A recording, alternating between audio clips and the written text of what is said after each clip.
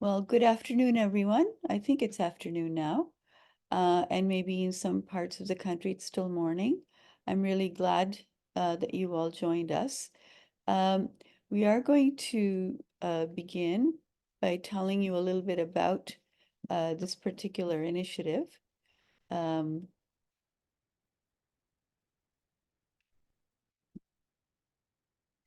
so this is the fifth session in our Delete Digital Hate in Conversation series. And the project Delete Digital Hate is a project funded by the Department of Canadian Heritage, um, and Government of Canada. And it aims to combat the surge in hate crimes in Canada, especially online hate and extremism.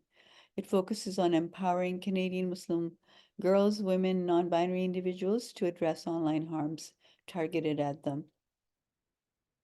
As part of this project, CCMW has launched the 6-episode public talk series, and it focuses on online and digital hate, misinformation, disinformation, and how we can counter these effectively. So today you will hear from one of the premier organizations that's working to do just that. And today's session is on empowering educators to counter digital hate. Um, Before we get into the session, I'd like to begin by acknowledging the traditional territories of the peoples of Turtle Island. The sacred land on which I'm located has been the site of human activity for 15,000 years. I acknowledge the land that I'm at today is on the traditional territory of many nations, including the Mississaugas of the Credit, the Anishinaabe, the Chippewa, the Haudenosaunee, and the Wendat peoples, and is now home to many diverse First Nations, Inuit, and Métis peoples. Today, I should acknowledge that the place that I'm joining you from, Takaronto, is in the Treaty 13 lands of the Mississaugas of the Credit, and it's a meeting place of many um, Indigenous people, and still home to many Indigenous peoples from across Turtle Island. As Canadian Muslim women, we recognize the connection between anti-Indigenous racism and Islamophobia, and we're committed to working toward justice for Indigenous women and girls across the country. Next slide, please. So today we'll be in conversation with Shlomit Broder and our second speaker, Matthew Johnson from Media Smarts, is unable to join us. But before we do that, I'd like to introduce you to our moderator for today. And our moderator is Fatima Sayed. Fatima is a Mississauga-based journalist with the Narwhal, an online publication that offers in-depth coverage of environmental and energy issues across Canada. She has worked and written for many publications, including the Toronto Star, National Observer, The Guardian, and Chatelaine. She's the Vice President of the Canadian Association of Journalists. She was winner of the 2022 World Press Freedom Canada Award. Over to you, Fatima. Thank you, Nazat, and hi everyone. Thanks for joining us on a Thursday afternoon in this unseasonably warm weather we've been having. Um, as Nazat mentioned, I am a journalist, so online hate is not an issue too new or unfamiliar to me. It's something that we deal with on a daily basis, and the journalism industry broadly deals with it, on a daily basis. So I'm really excited to be part of this series and bring you the latest conversation. For those of you who are joining us for the first time, we've sort of been walking through all the various layers of online hate in our society, talking about policy, impact, and solutions. And today we're going to really dig into some of those solutions with our guest. Shlomit Broder has enjoyed a successful early career for over a decade in the telecommunications software industry, where she managed large-scale programs for some of the top North American service providers in a number of strategic positions. In January 2018, she set off on a career transition with the dream of finding a greater sense of value, accomplishment, and passion in a new field of work. She became extremely interested in the world of global affairs and international development and joined the Digital Public Square team to address global challenges to human rights and advocate for disadvantaged communities. As a leader, Shlomit brings a wealth of experience in several organizational verticals, including operations, finance, program management, and sales. She's extremely effective at establishing new teams and programs and is passionate about developing strong relationships with other value-driven organizations. We're really excited to learn from you, Shlomit. Thank you so much for being here. Thanks for inviting me. So I guess I'll start by asking you to tell us a little bit about the Digital Public Square and the work that it does. Yeah, happy to, thanks. So Digital Public Square is a Toronto-based nonprofit that's been around in some shape or form for about a decade. It started actually out of the University of Toronto as a sort of more research group, but in 2016 split off to its independent to an independent nonprofit. And the idea behind it was actually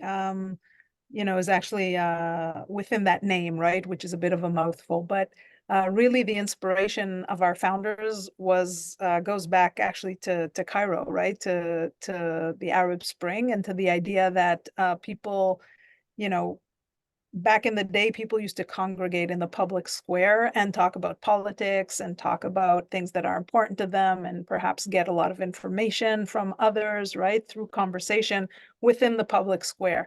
And in our days, sometimes you can't do that anymore in the public square, whether it's because maybe the government doesn't want you to interact in the public square, or maybe you are from a community that is not allowed into the public square, or maybe for whatever reasons, or maybe you just live too far from the public square, right? But the idea back then was like, how can we translate all of this activity that used to happen organically between people into the digital space, right? And unfortunately, what we thought the internet would bring maybe 20 years ago, definitely in the case of sort of social interaction, is not exactly sort of how it worked out, right? And definitely within social media today, we feel, at least at Digital Public Square, that some of those conversations are not healthy, or are not based on reliable information, or are just creating echo chambers as opposed to like fruitful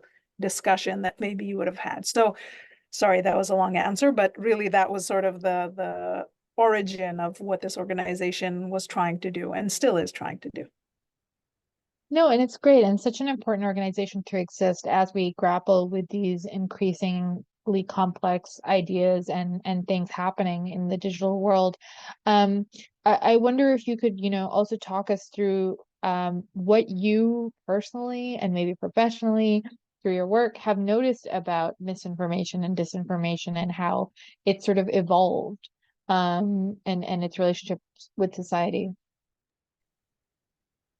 Yeah, so I think I can speak mostly from sort of our journey and our experience with this topic, which I think we started moving sort of, I would say about 6 years ago, we started working in this space of disinformation, and our understanding back then of disinformation was really about like,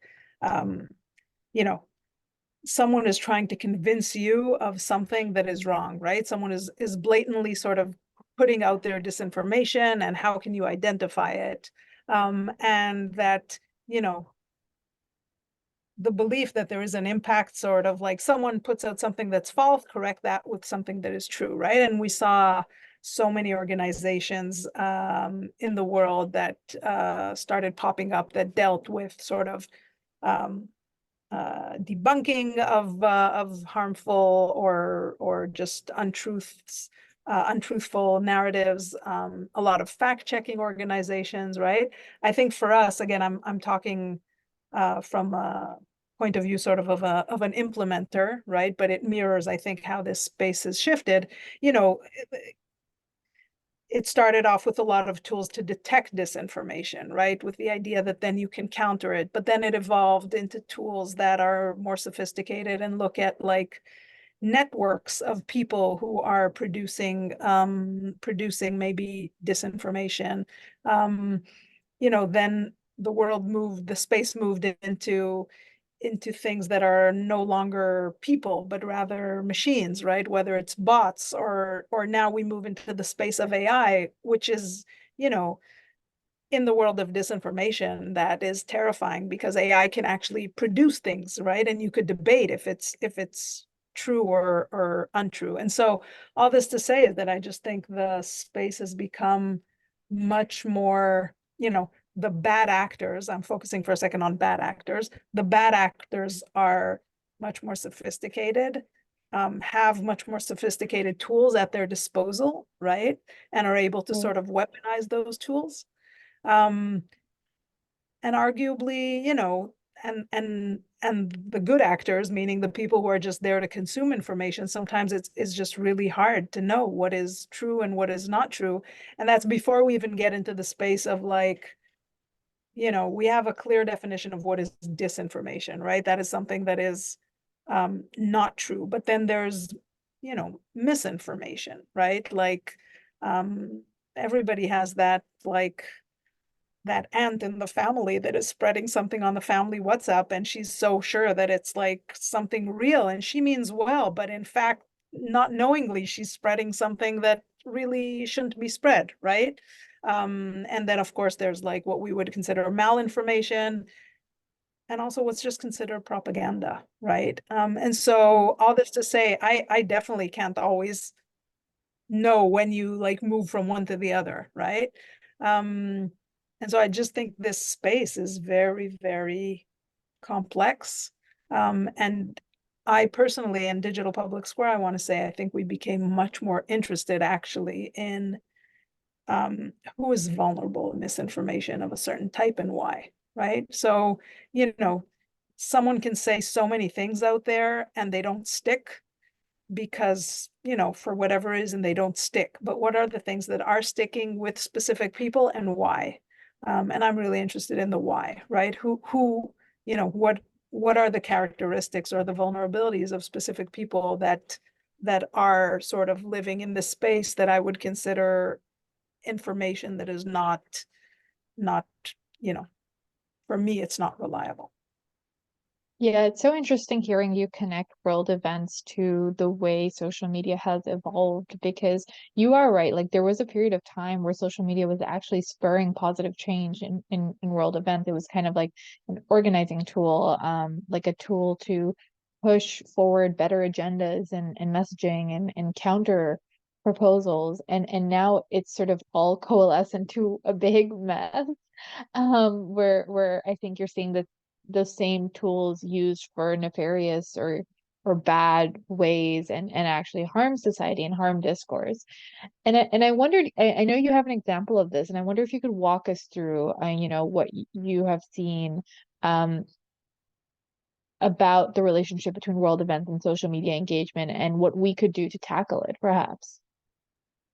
Yeah, absolutely. And the only thing I'll say, Fatima, is just also just not to imply that I don't think good mobilization can come from social media, right? Like I do genuinely mean that. I think it's just sometimes today hard to tell the difference, right? And sometimes someone is trying to mobilize for good and it ends up being bad. And also, again, then we get into the whole who's to say what's good and bad. But anyways, what have we seen? I mean, obviously the connection to world events is massive. I can speak from our previous work. We did a project here in Canada that was related to the war in Ukraine, for example, right? And you could just see, we actually worked with the University of Regina at the time, who did this whole like network analysis, and you could see just the volume of activity on social media. And some of it was not at all, some of it was suspected to be sort of not organic, right? But I mean, there are very clear tools that you can sort of track and see like, oh, here's an event, here's something that someone said or something that happened. And you see the massive spike, of course, immediately after on social media. And also the volume, like I recall in that project specifically looking at some of the narratives that were circling online around the war in Ukraine.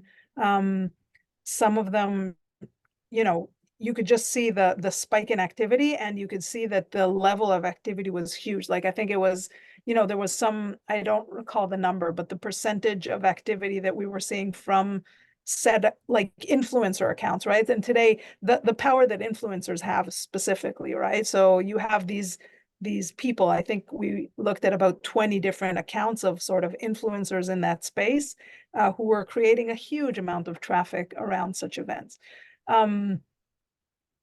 You know, we engaged in a 4-year project in Myanmar, which I think maybe we'll touch upon a bit later because it's very relevant sort of to our discussion today. But that project in Myanmar, I mean, was heavily connected to the Rohingya genocide and to and that, I mean, there's ample evidence of how that was mobilized. A lot of that hate was mobilized through Facebook, right? To the extent that Facebook was, you know, tried, you know, there were attempts to hold Facebook accountable for the activity and lack of activity, right? Which I think is something that at least I'm noticing is changing a little bit, today. Like I think we're seeing signs of much more regulation, or at least talk of potential regulation of social media. And then, you know, obviously we all see the huge impacts right now of the global events happening in the Middle East on, I would argue, you know, let's just look at Canada, right? The social media environment in Canada, of course. So those things are tied so closely together, whether it's social media space being used to mobilize for good, for you know, for various reasons, and also sort of just the spike in activity as a result of events that happen in the world. Yeah. It's interesting because I hear you sort of talking about this, and I'm thinking, I don't know, as a user of these platforms, I don't know how to tackle this. Like it just feels too big to even know where to start talking about it, or where to start analyzing it. Let alone, you know, how do I shut it down? Like at least the harmful effects of this discourse, especially with what we're seeing today. And I wonder if we can get into a little bit of solutions, because, you know, this is about how do we help you know, our educators, and how do we help educate just broadly society deal with these kind of issues. So what kind of things have you seen working when it comes to discerning between what's real and what's maybe not real, what's information, what's disinformation? Yeah, so I think you know, I can talk, I'm just thinking sort of how to frame, there's so many different pieces to this, right? In a second, I'm really happy to share some of the work that we do, which is in a very sort of specific avenue, and I can speak to that obviously most. I do think I'm a big believer, and this is not necessarily work that we do, but I am a big believer in like starting early, right? So this is a bit of a shout out to our counterpart who unfortunately couldn't make it today, but to organizations like you know, who do media literacy sort of at schools and teach about the importance of this at schools. And it's not only about, you know, it's about, I guess it is about media literacy, right? And teaching kids how to be safe and what are the harmful effects and how to identify things online. And then, yeah, I mean, I'm happy to talk about sort of our work. Maybe if you wanna bring up those slides. Yeah, you know, I think also just to your point, how to engage with this type of stuff, just as a user, as a person. I think also one of the things you know, it's also like, I think what's happening also to a lot of people is a lot of people are just shutting off, right? I know a lot of people who are just saying like, yeah, it's too much. And so I'm just disengaging, which also is really not the effect that we wanna create, right? And so I think, broadly speaking, I think the solutions are, yeah, we need solutions at the user level, but I also think there's a lot more responsibility that needs to be driven to social media platforms to sanitize the environment, right? Because the end result is just people shutting off and saying, well, at the user level, I can't solve this and I can't figure this out, right? This is so much bigger than me. And so I'm just going to turn away, right? And I think that's the problem that you know, some of the people who just want to engage productively in these spaces are turning away. So I do think there should be much more push sort of for policy level changes, or more accountability on these platforms to provide a more safe environment, because it's much bigger than any one user, you know? Yeah, that's so So well put, that you're right, that it's bigger than any one user. And um but we have seen effective strategies, right? Like we have seen people push back. And I think you'll get into one of these examples of how the methods that worked. Um, but it is interesting to see that it's difficult, but it can be subverted against these platforms. yeah, 100%, 100%. Um, okay, so just if I'm, again, just taking a step back, I thought bringing some example from our work, and again, we do work that is more sort of it it it targets, I want to say, like a community, right? I mean, it works within our methods, right? Are more within the general population kind of solutions, right? So this is not something that a one specific user can do. We sort of operate in that idea of like trying to sanitize the space. And we take different approaches. It depends on the context, it depends on the country. So, you know, I mentioned before sort of different programs. We did a lot of work in Canada on misinformation related to health issues. We did a lot of work on the um, on the on the war in Ukraine in Canada, but we've also worked on things like the integrity of elections in different countries in the world, on trying to push for greater rights for women, or for labor workers in specific countries in the world. And specifically in Myanmar, we were engaged there for 4 years on a program that seeks to reduce intolerance towards ethnic and religious minorities specifically. And so when we started this project in late 2019, this is Myanmar pre-coup Myanmar, pre-last coup Myanmar, I should say. Unfortunately. And really, you know, Myanmar is a country with so many complexity layers of ethnic groups and religious groups. And some ethnic groups are a specific religion and some are multi-religion ethnic groups. And really there's a lot of sort of like there's a lot of social tensions and a lot of intolerance towards minorities. And so when we started that project, really we started off by doing a lot of research into hate, and specifically online hate as it's expressed, because that's the area that we play in, right? So we do a lot of like social listening, a lot of surveying online and things like that. And really we were able to sort of try to identify who are the groups that are most sort of suffering from online hate and intolerance. And those were ethnic minorities, but sort of trumping it all was the religious minority piece, right? So this country is predominantly a Buddhist country, and not to say that, not making any terrible statements about Buddhist people at all, right? But within that, there was a subset of very sort of nationalist Buddhists who were driving a really hard line specifically towards the Muslim minority, right? Also the Christian minority, but not as much so. So the Muslim minority, and within the Muslim minorities, in the country, specifically the Rohingya, that was even sort of more removed than some other recognized Muslim minorities who are considered indigenous within Myanmar, which the Rohingya are not. And so all this to say, we spent a lot of time really trying to understand the various sort of layers of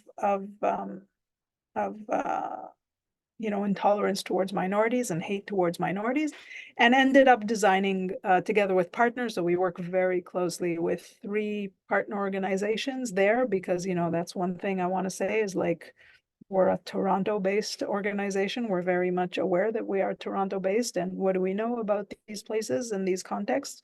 And so we worked very closely with one Rohingya-led organization in Myanmar, another organization that is, I would say sort of multi-faith organization, but led by 2 Muslim brothers who have dedicated their life sort of to this work, and another organization that worked with us in order to figure out what are some of the mechanisms that we could apply. So this speaks a little bit to our, I want to say, earlier work, and to this idea of tackling misconceptions specifically. So in the context of Myanmar, people are so first of all, people are online like all the time. It's pretty amazing the degree to which people are on Facebook. Facebook is by far the leading platform. And, there's data on like the number of Facebook profiles. It's a ridiculous amount. Like, you can actually see that people have multiple Facebook platforms, and people will just be on Facebook the whole day. And in some surveys, you can actually see that people equate Facebook to the internet. Like, they literally do not tell the difference between those two. And so we ended up, and it's a very sort of, I want to say, fairly young, like young population of users online. It's a country that digital adoption happened really, really fast, and that always goes with low media literacy. So whenever you have these countries like Myanmar, that because of its pseudo-democratization, really digital adoption happened really rapidly. You see that also in some other countries in Africa and in Asia. It happened really rapidly. What you and I learned over like using the internet for 15 years, 20 years, right? Depending on our age, people there just like learned overnight. And that's actually really dangerous, right? Media literacy is very, very low.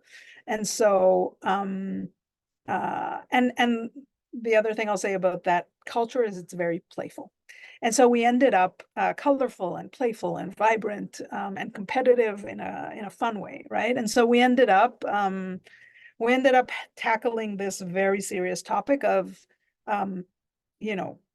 hate towards minorities, and specifically misconceptions about minorities, specifically Muslim minorities, like through an online game. And I know that might sound like distasteful. I guarantee you that it was not.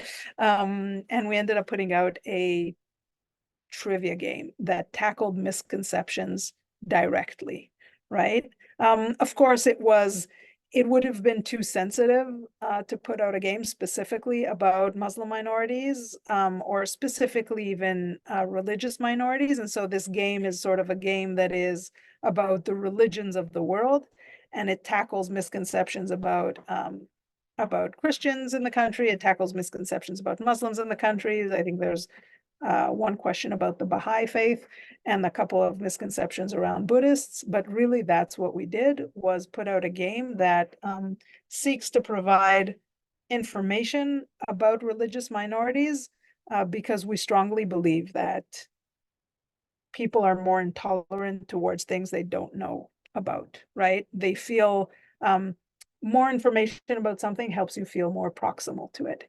And usually there's a lot of evidence that there's a correlation between those things, sort of warmer feelings towards a community if you have more information about that community. And that's what our game tried to do. This is so cool because it sort of adopted the cool things about being online and tackled the bad things about being online. And I love how that converged because everyone loves playing a game. And if you can tackle hate by getting people to play a game that helps them understand hate, that feels like a very easy solution to me, but albeit a complicated one to create. Um, I know that you've sort of translated this idea of using games to expand media literacy on a school level, perhaps for kids. And I know Matthew's not here to talk about it from the Media Smarts perspective, but perhaps you could give us a little sense of how we can use the same thinking to help kids understand how to deal with the internet. Yeah, so in one of our, so we over the years we've created a few products around media literacy, really trying different approaches. Again, I also think that sort of maps that evolution. So our earlier games were like about debunking stuff, but then later, our more later sort of games around media literacy, we've had the opportunity to try media literacy products in Myanmar, in South Africa, in Ethiopia, in Nigeria. And now most recently, we're sort of looking at that here in Canada. And it's interesting, like, do you teach media literacy by trying to get people to say if something is, is right or wrong and then explaining to them? Or do you try to educate them, right? Sort of, we have other products where it's more about like, hey, let us teach you about what are some of the tactics that others use in order to convince you that something is right or wrong, right? And sort of, we have a product out today that's what it seeks to do, right? It sort of tries to teach you what are some of the tactics that people use and how can you not be manipulated by them.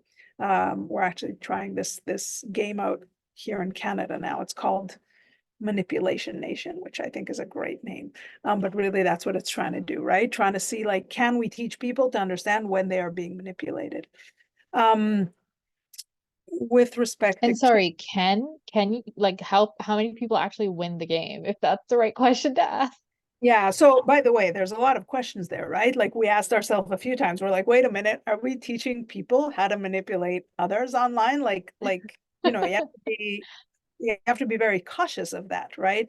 It's, by the way, it's the same question we asked ourselves in Myanmar at the time, right? Are we actually producing hateful narratives, right, that we're putting out there? We're putting them out there for people to learn that they are untrue, but like, we always have to be mindful of that, right? Like, when you're translating sensitive content into online, definitely games, we have to be really mindful of that, right?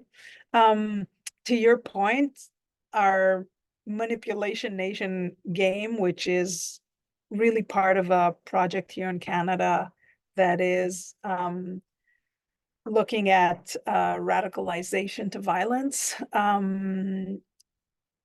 Really, so we have this game out. It's a bit of a pilot, but I have to say that we are able to see that while people play the game, towards the end, they get better.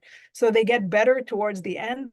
The questions that we ask them at the end, they get better at identifying what's true and what's false by identifying sort of the tactics that are being used. So I think that's actually a promising thing, and we're going to be hoping to expand that after it sort of finishes its pilot phase.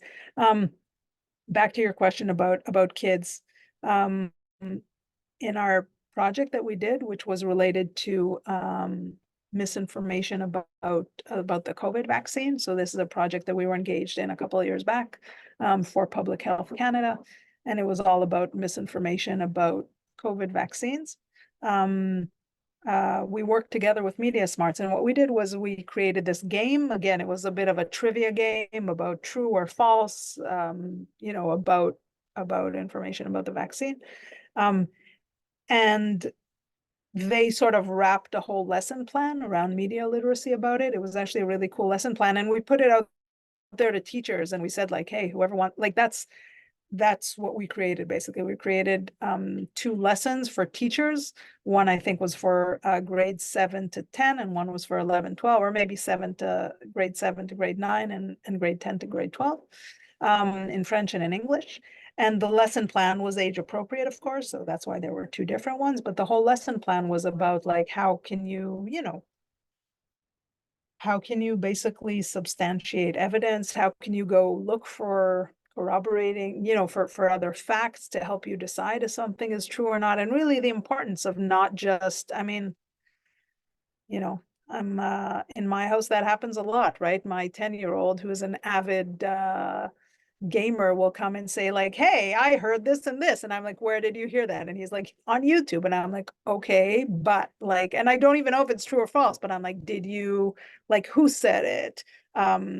Did you check other sources? Like, right, like it starts that early, because of course they read something and they think it's true, right? Especially if someone they admire said it. So all this to say, I think there are real skills that should be taught to kids. And I know that now I'm sort of, providing the speech that again our friends at Media and Media Smarts would provide, but the fact that it's not mandatory in all schools, I think is a real problem, right? I think media literacy is something that has to be taught at the school level. Yeah. Oh, for And sure. Especially as you see more and more like people at a younger age joining these platforms seemingly for fun and then being bombarded with information without knowing what's real and what's not real, and not having sort of that ability to process what's real and what's not real, and sort of shift through that. I am curious, and I know you're not, I know we're missing Media Smart's perspective here, but we're gonna try. Shlomo and I are gonna try and talk through this. You know, what are the barriers preventing educators from perhaps, keeping up with the evolving digital space and helping students understand how to navigate it? Is it a matter of funding, do you think, or is it just a matter of like, this is such a big thing that we don't know how to turn it into lesson plans? yeah, no, so I think, look, I will say this is not my area of expertise. Like I have an opinion, which I'm happy to share, but I do want to say it's like a personal opinion from being in this space and from the work that we did a little bit with them on the COVID vaccine. Even for us on that project, we created these lesson plans, and I was so naive. I was like, we're going to go to a school board and get the school board to like tell all their teachers, hey, go teach this. Like, what's wrong with that? This is a good thing. We're teaching kids how to like, how to search for good information, right? Yeah, that's not a thing. It was explained to me very quickly that that's not a thing. Getting something at the school board level like that was problematic. Of course, any information related to COVID vaccines became very politicized, and therefore we had to very cautiously, like, the lesson plan was not about COVID vaccines. The lesson plan was about media literacy, right? But the minute it touched anything that had to do with that issue that was so heavily politicized, it was not going to be anything that was mandated. So really, at the end of the day, we just went around and recruited. Like, I don't know why I did that. We really did recruit. Just reached out to teachers and said, hey, this thing is here, right? If you're interested in teaching it, just like, it's a resource for you. And I know that that's how Media Smarts work a lot, right? It's like, here are resources, and they, from their years of working with teachers, they told me that, like, at the end of the day, teachers, some teachers at least are constantly looking sort of for more up to date and new sort of lesson plans, and the fact that they're able to go to this website and download lesson plans. But really, if you think about it, a lot of it is at the discretion of the teacher, right? And I was wondering a lot about that, about like, so at the end of the day, we're leaving it in the hand of an individual teacher if they want to sort of teach this or not teach this, and how comfortable. So all this to say, my personal opinion, again, is that I think what's preventing is like, there is, there's not like one playing field that is provided, right? Even if you're not going to mandate it, at least have someone sort of vouch for the quality of it and put it out there, right? For everybody to have access to the same thing and not just like be, okay, each person will pick and choose what's interesting to them, right? Yeah. It's almost like when I was in school, and this was pre-Facebook, but Facebook was just starting, but when I was in school, they would tell us, how to research. They would walk us through, here's where you should go to find information, and here's where you can go to learn about this and learn about that. And it's almost just like expanding that in like I think, and adopting it to more platforms and more crazy new things that keep popping up. One thing I'm curious about, and I know we're veering into like opinion territory, but that's okay. But it does strike me, hearing you talk about how to create a healthy digital public square and a safe digital public square, that we do need that perhaps our fears are founded. But I'm curious if they are, like, do you think that our reaction to social media is warranted, or do you think sometimes we're sort of overreacting to online hate? Have we let it sort of consume our ability to engage online? Because there are good elements, right? Like you mentioned, the Arab Spring at the top of the element. That was a great moment for the use of the digital public square, and there have been many more moments like that, although rarer and rarer, that have led to good things. But do you think that online hate has, maybe we've made it too big an issue, and it has sort of limited our ability to help social media still be a good thing? I think, again, my personal perspective. I think online hate is an absolute real thing that we have not I don't think there's an overestimation. I think online hate is very, very dangerous, and translates at the end into the real world hate and action. So, and even like experiencing online hate online isn't itself impactful, right? Like, you could debate. Sometimes it's more impactful than someone punching you on the street, right? So all this to say, I don't think that online hate is something that that we are making too much of a thing of. I think hand in hand with that, I don't think we have good enough solutions. I think that we're leaving the solutions at the moment in the hands of users and civil society, and not providing sort of more robust solutions. And there was an and, which I sort of lost it now, but and I'm definitely not advocating for like, oh my God, it's totally bad, shut it off, right? Not at all, right? I think there's so much good. And also, there's no putting that genie back in a bottle. Like this is our new world, right? We just have to figure out how to like use it better and protect people better throughout the process, right? Yeah. So I wish I had I don't know exactly what the solution is going to be, but I do want to think that as much as we've seen over the last sort of 8 years, the problem getting worse and worse and worse, I do have to believe that like at some point we will figure out how to better use this thing. And I do want to hope that in 10 years from now, we're in a better place and not a worse place than where we're at now. For sure. I do want to open it up for questions from the audience. So I'll pose maybe one last one before we open it for broader discussion. Do you have any, we talked about games, we talked about the need for media literacy in classrooms and for educators to be at the table when media policies are being created and so forth, to make sure there's that, ecosystem and a pathway to a safe and healthy digital public square. But are there any other tips, any useful tips to help youth and young people protect themselves in the digital arena that you can share with the crowd? Yeah, so I think I'm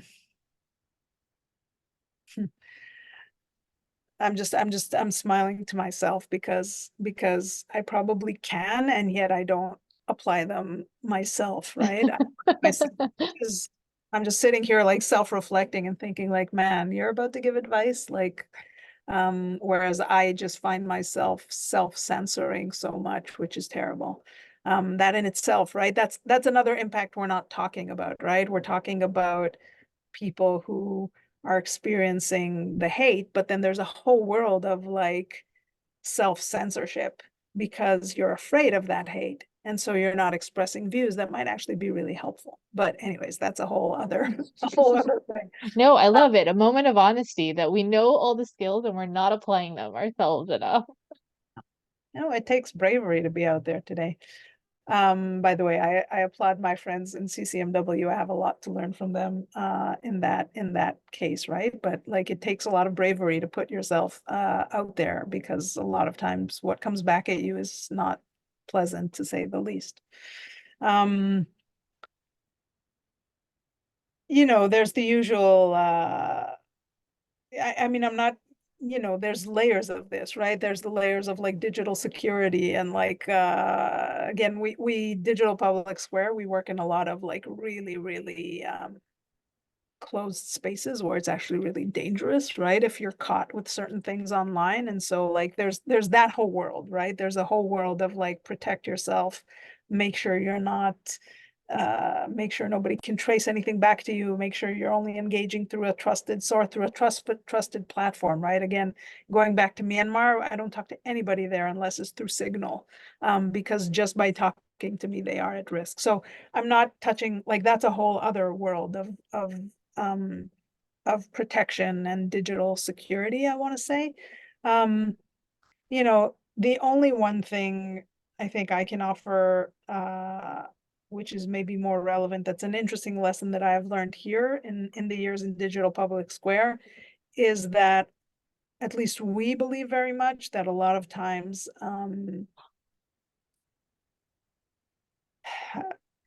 stating your objective and where you're coming from, right? Like that's really, really important. I think 5 years ago, my instinct a lot of times would be to like not necessarily explain exactly or where I'm coming from or what this thing is, who's behind this survey. Oh, we're just some nonprofit. No, like I actually think that creates more space for problems. And so for us as an organization, a lot of times just being more honest and truthful about who we are or why we're interested in asking a question or something like that is actually more helpful. I don't know if that translates exactly sort of to the user level, but I've found that sort of, or at least that's a practice we try to apply, which is almost sort of over communicate your intention rather than don't. But again, I think I don't know how much that translates to a one specific user. And this is unfortunate, but I really do think that like sometimes you put stuff out there and you're sure it'll go over well and it doesn't, right? I mean, like you have to be, there's no world, I think, anymore where you can be naive about that and assume that people will understand exactly what you mean and that there's no chance of any sort of backlash. You know what I mean? Or maybe that's just my sort of pessimistic view, which is why I self-censor all the time, right? But I think that like, today, if you put something out there within a circle, you should expect that someone, it's not going to land well with them and it could get, very quickly sort of out of hand. Yeah, it's almost like we talked about this a couple of sessions ago where, there is a need to post with purpose. But you can't even guarantee that if you do that, you will only receive a good reaction. So the need to protect yourself is also important, as you said at the start, and make sure you are using all the digital tools that are available, not just to engage in the space, but also to protect yourself in the space, which is an unfortunate reality, but maybe a necessary one until we figure it out through policy or more games is my vote. I wish it was that Um, simple. Yeah. I And want to sorry, open. Oh yeah, Sorry. finish your thought. Well, I just, my only last thought was also, and also better mechanisms to report it, right? Like that's also a thing at the user level. Like there should be a bigger effort to sanitize the environment. Sanitize maybe is not the right word, but to clean up or to make sure it's a healthy environment.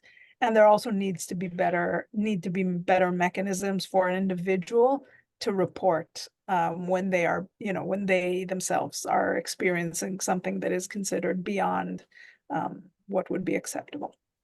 Sorry. Yeah. And I think no, that was a great point. And that's why I think conversations like this are so important, because even if we don't have full knowledge of the tools, we can at least continue the conversations in our classrooms, in our boardrooms, in our staff rooms and so forth, and really keep engaging with it across generations and spaces. I do want to open it up for questions. If you have any, you can raise your hand. Which I hope everyone knows how to do. It's like a 3 dots on Zoom and there's like a hand raise gesture. I mean, I can keep asking questions, but we would both love to hear from you. I actually wonder if Marcus Z wants to weigh in here as someone who sort of was part of the Arab Spring, Tahrir Square, and whether they want to offer their perspective on how social media and world events collide. Yep, thank you, Fatima and Shlomet. Yeah, I'm super interested in this, and mainly because participation in one of the largest movements in our modern time, and a failing trial in some perspective, but also with failing, there is a lot of lessons learned, and I think one of them actually is like the shutting down idea of like many people who mobilized. They really wanted to shut down the others, which wasn't a good argument, or wasn't a good practice, and it ended us being even maybe worse than before. So this is a big lesson that I think me and many younger people at the time have learned now, and actually this what concerns me and actually connects me to my question and thought. And actually, Shlomit, when you mentioned what is sticking with people, so I'm a trained healthcare professional. I work in healthcare. And at the same time, very active in my own communities with newcomers and immigrants. And what I say, and actually this is the work that folks here are doing, organizing, is faith is a big targeted place where many newcomers and immigrants, I'm one of them, and when they move to Canada, and with many conservative and religious beliefs, they are targeted by hate groups that use them or tokenize them to make the message resonate. So I'm wondering, and I like the many resources. I have been taking notes of what you have been mentioning, Shlomit. I'm wondering if, and I'm resonating to this, the person overwhelmed or like censoring themselves before posting something online. What are the repercussions? And I myself have been like really trying to train myself to challenge hate and misinformation online in my own community. So my question is like, are there any resources or programs or ideas that are targeting not just to tell youth and young adults and even adults how to identify mis and disinformation, but also how to get into these tricky conversations, whether online or around the dinner table, and survive them, not necessarily winning them or getting into debates, but I think honestly, what we have seen, I live in Ottawa, and what we have seen from the Prime Minister of like labeling, for example, the truckers, all like misogynists and racists, is a big mistake. And actually, many people is really falling into this. And I think we need to develop better techniques to at least have a conversation without feeling overwhelmed, or at the same time, how I'm gonna I'm seeing how to survive at the end of this conversation. So are there any resources around this, or trainings, organizations that are focused on this? That's a Actually, big question. No, Shlomo, you go for it. no, actually, what I was gonna say is before I answer that, I was gonna ask if someone from CCMW, because I actually feel I can share a bit of opinion, but I actually feel that they are probably more qualified to answer in this space, because I feel like they have been doing this work much longer than I have. But so I'm just gonna defer for a second to maybe Nuzhat or Firdos, but I'm also happy to answer if not.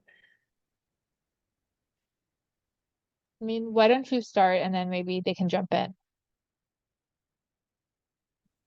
Sure, sure. So I guess I would just say, again, my expertise lies more in the digital space. It's actually a huge sort of passion of mine to figure out, I know this also from working in other countries. There are organizations that have been invested for so many years in doing such important work, multi-faith groups or just, different groups that, like, for whatever reason could be considered on some line adversarial, right? But let's stick for a second to multi-faith groups, right? There's such a discipline out there for how to do that, right? How to get people in a room for 3 days to have really important discussions and, like you said, survive them. I love that.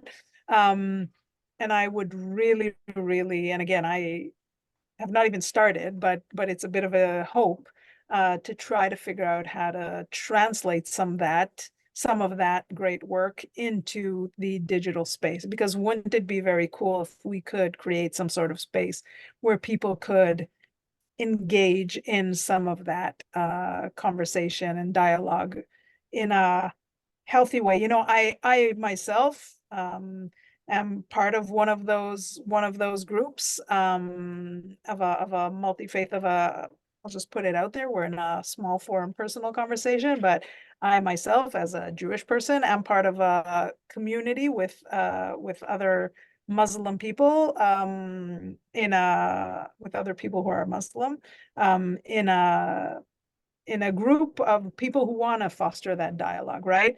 And what do we have? We have a WhatsApp group. And everybody is there with the best intentions. And I've learned so much from some of the things that other people have been sharing in that WhatsApp group. But that's not a platform. Like, at the end of the day, I look at 95 messages and I'm like, wait, I'm sure I missed good stuff, but I like, I'm just not fast enough. It's not, I prefer exchanges that are more sort of broader or deeper, right?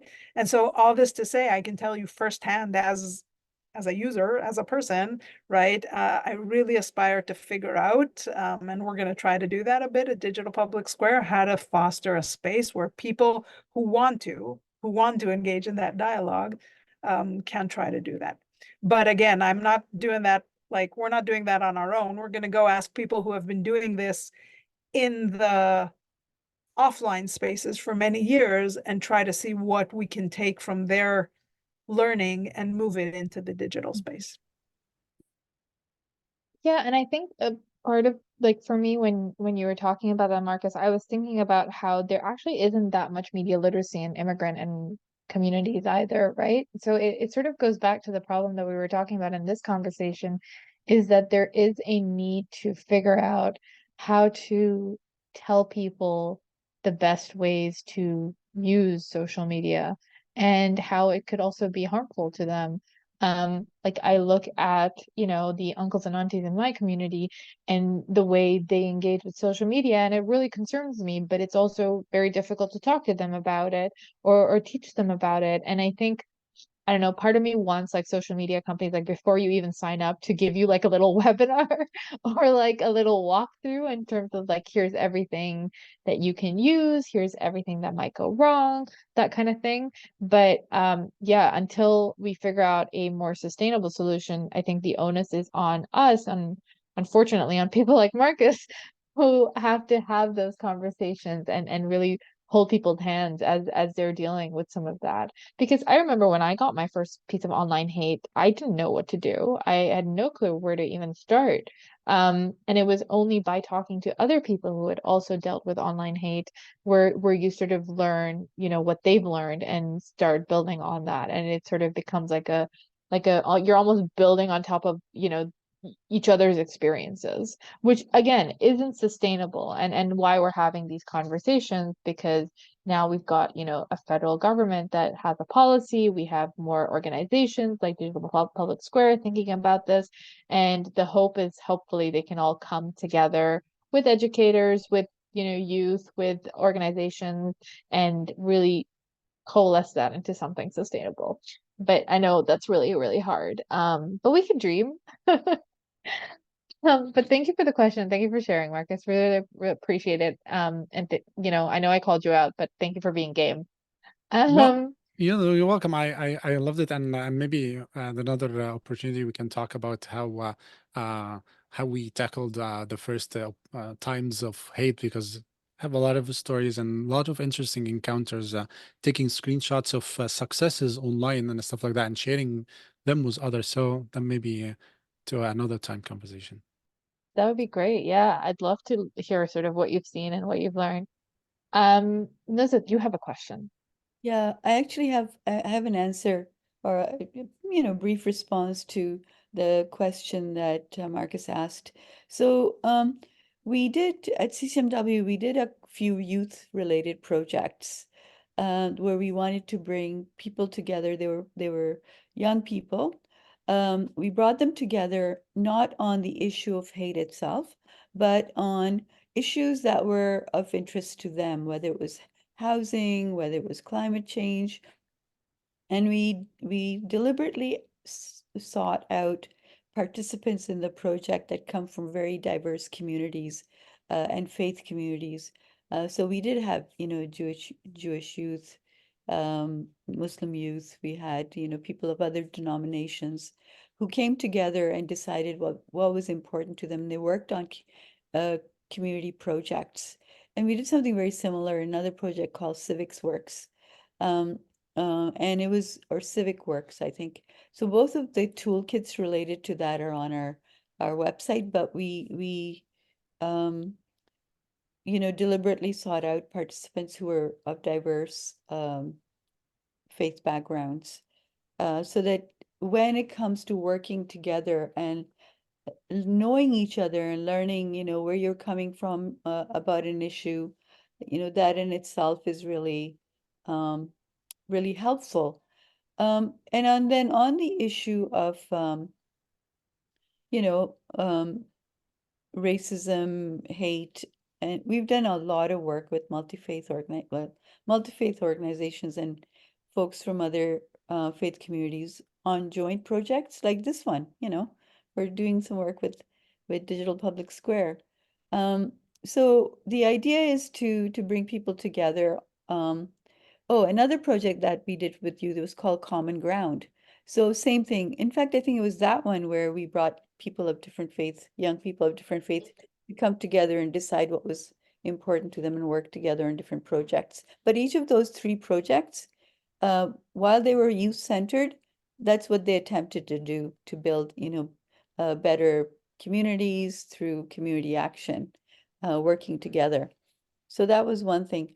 And then the stuff that we do currently, with other partners. And one of the things that I can say to you, Marcus, that has been really successful for CCMW, I don't know, that's my perception, but maybe it is for those who have participated in our programs, is that, we partner with many different organizations to deliver anti-Islamophobia workshops.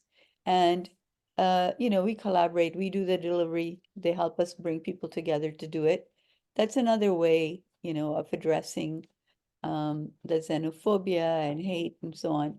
And believe me, that sort of interaction with, interaction with other people to deliver something like, this session, for instance, is very powerful because we can't be in our own little bubbles talking to only, like-minded people. sometimes, yes, even those that work with us are like-minded because that's what draws us together. But they're of a different background. They have different expertise. So all of those things have been very effective. But I have a question for you, Shlomit, and maybe others can jump in here too. So I remember I joined Twitter during the Green Revolution in Iran because I was very fascinated by what was happening, especially the women who were so active, and that's how we were getting news of what was going on. And I learned a lot about their resilience, their capacity, their boldness, because I didn't know, what was happening there. And the saddest thing about it was that, of course, it was all quashed. And the same thing happened, after the murder of Mahsa Amini. Lots of news coming to us and lots of activism around, women in Iran. But going back to my joining Twitter, so what happened was I was so turned off by the election of Donald Trump that I stopped going to Twitter. I stopped using it because that was his instrument of hate, basically. And I also stopped going to Facebook. And Shlomit, you talked about self-censorship. Well, unfortunately, I knew the benefits of being on Facebook. I used to learn about what my cousins were doing, what their kids were doing, all over the world. It was wonderful, but I don't go there anymore. And I stopped using it to post myself, both of those platforms. And sometimes I think, okay, sometimes I check to see what's going on in my account. But the important thing is to sort of think about your, yes, self-censorship, but also how you're using these platforms, for good. So I'm very happy that CCMW is using these platforms to put out our messages, and um, our ideas. But maybe you could address a little bit more my kind of my journey through social media and how I stopped and what should I be doing? I mean, personally, I don't know. Maybe you have some wisdom there. Yeah, I wish I did. I'm not sure I do. I'm again as a person, right? As a person, I'm in exactly the same space.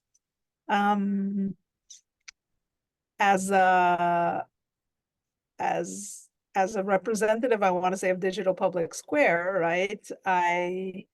Um,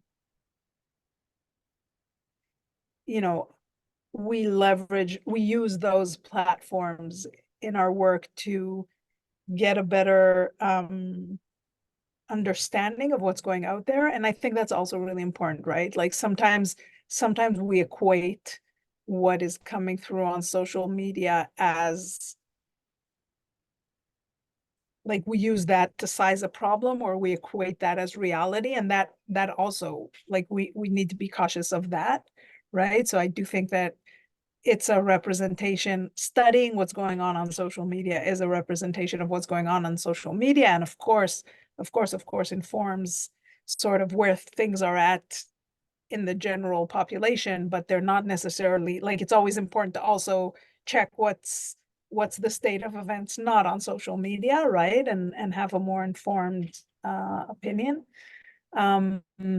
So we use social media to learn about what's going on, and then we do use social media. Again, this is not Shlomit as a person, but like we do use social media as a means to get to other people with our products, with good information, with et cetera, et cetera. And that's why, I think one thing that, like, to me throughout this hour and 15 minutes that we've been talking is suddenly very clear in my head is like this distinction between the user, right, and this broader thing, which is called the social media space, or, governed by some platform, but probably requires better solutions. Um, Yeah. I don't want to hog this, but it was something that occurred to me while we were talking about media literacy and the journey for, people like us in North America and how long it's taken us to become acquainted with it, and those in the, in other countries around the world where it's still very new and actually could be very dangerous, as Fatima, as you said, our aunts and aunties and uncles who are using it, and putting all kinds of things on TikTok and whatever else, and that kind of literacy. But I was wondering about this um, idea that people used to fear any kind of new media. So when film came, in the beginning, or television came, and people, there was all this hype and talk about violence in the media and its impact on children. Same is true now for social media and its impact on children. And most of our concern happens to be for our kids, really. I'm a grandmother. I have a lot of concerns for my kids, my grandkids. So I'm wondering if, because of the rapidity with which, changes happen in technology and how now AI is sort of the pervasive danger, um, have you sort of reflected on the amount of time it took for people to sort of adjust to the dangers of the various media that we have evolved through in the last century? I can't say that I have. I imagine someone out there maybe has done some research about that. But that's that piece that leads me again to sort of believe that we're gonna figure out better ways, right? Like, this thing is not gonna go away. We're gonna figure out how to better make use of it. And yeah, I do find myself though, like, that's not that thought is very familiar to me, right? Like I wonder, again, also as a parent, like the amount of time my kids spend on digital games or on social media, right? And I find myself wondering, like, was this how my parents felt like when I wanted to constantly watch TV? And I don't know, something feels to me different about it. And there's so much research today about the harmful effect social media has on mental health, especially for younger women, etc. Right? I truly do believe in that. And so I do think there's something a little different, like in the quality of it, but I definitely have not researched I it. mean, there is, but they talk a lot about sort of brain development, especially in the early years. And they used to say the same thing about, putting a kid in front of the TV, watching Sharon Lewis and Bram or whatever it was that my daughter used to watch. But but you're right. I mean, the impact on brain development, particularly on youngsters or on really young kids. But I don't want to hog this. I know that Firdaus had a question about being a mother of educators. I will pose that to Shalomit, but I will also add that I think, I don't want it to be lost that young people are also doing really great things on social media and using it in really interesting ways to, further learn things. Like, I think the ability to consume information because of these spaces is so great. Like, when I interact with some of these kids, just the sheer amount of knowledge they have at that age is unbelievable. It's awesome, and the creativity that it sparks. So there are good things that can happen. Of course, the question is, how do we prevent the bad things from happening as well, right? And that's the sort of boundary line that we're struggling to create and figure out, which is totally fair. But I also think there's still magic in it. And, to that end, Firdaus has a question about, she's got two teachers in her family, and who educators often, many times, say that they're overwhelmed, they don't have enough time and resources to actually tackle this issue in their classroom. I wonder, Shlomit, again, I know it's not your expertise, but what could be possible solutions to this? Yeah, honestly, I think that's where our friends Media Smarts, if I remember correctly, they have a website full of downloadable resources for teachers that they can teach exactly on this. I can't speak to the details of any of the lessons other than the two that I'm very familiar with, but I think this is exactly what they do, right? Provide resources and lesson plans for teachers to be downloaded and to be taught around media literacy specifically. Yeah, I don't know if specifically around hate, but around media literacy for sure. Cool. And I don't see any more questions, so I'll just close off with my fun one, which is what brought you joy online from an online thing this week? Because we focus so much on the darkest corners of the internet in these conversations. It's nice to remember that there is still fun here. And I wondered if you had anything that had brought you joy this week.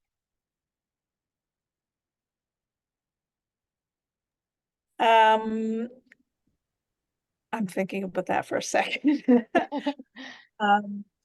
Well, it's just because, you know, the word joy is problematic for me. But I did attend a session, a presentation online earlier this week that was something that came out of McGill, with a couple of professors who, again, just putting it out there, one Palestinian and one Jewish professor who were both presenting sort of interesting perspectives on the situation, or not the situation, well, maybe a little bit more about sort of historic events. And so that, again, I don't want to use the word joy, but it was sort of, it was comforting and yet very depressing, but I learned a lot, and like that wouldn't have happened unless I just saw something cross across one of the WhatsApp groups that I was in, and it was like a post for like, who's attending this? And I was like, wait, what's this? And I registered and I was there. And so, you know, that it was almost viral, right? It just sort of came across and I jumped on it, and it was really, really important and interesting. And now I'm part of a network that is going to be attending those calls every, you know, they're going to be doing more of those. And so that, I think, speaks a little bit to what you said, right? There's these things that are just amazing because there's so much out there. And if you manage to get into the right space, it is joyful. So I will Yeah, sort it's of bring it community, back. right? It's the idea of belonging that these spaces can create. Because my example was going to be the Kate Middleton drama, which I know is an example of bad social media, but also just the way everyone has just rallied to make really funny content out of this just brings me a lot of laugh and a lot of joy. Thank you so much, Lomit, for having this conversation with us and for filling in the gaps of our knowledge and walking us through new ideas on how to think about digital spaces. We really appreciated hearing from you and learning from you. Thank you for having me. I really And I'll appreciate pass it over to Nuzat for closing remarks. Okay, well, that was amazing. It was an amazing hour and a half almost we spent together. And Shlomi, thank you for all your time and your thoughtful remarks and content, and Fatima for moderating and a really great conversation, and everyone else who attended. I know we're losing people, so we just want to tell everybody that we will have our next session coming up. So if we could just put the slide up. So this is two sisters, Sana and Rehab, who are going to be talking about empowering women digitally and how to use various forms of storytelling practices, such as, but not limited to, digital art, song, writing, fashionable expression to overcome digital hate. Sounds like a really exciting event. We are trying to schedule the session because the dates we had worked out didn't work for everyone. But we hope that you'll be able to join us for that. And again, big thanks to the CCMW team as well, Iman, Zuleika, and Firdaus, for keeping these sessions going. They've been really wonderful. I've learned so much in each one. And we'll see you next time. So stay tuned. Thank you.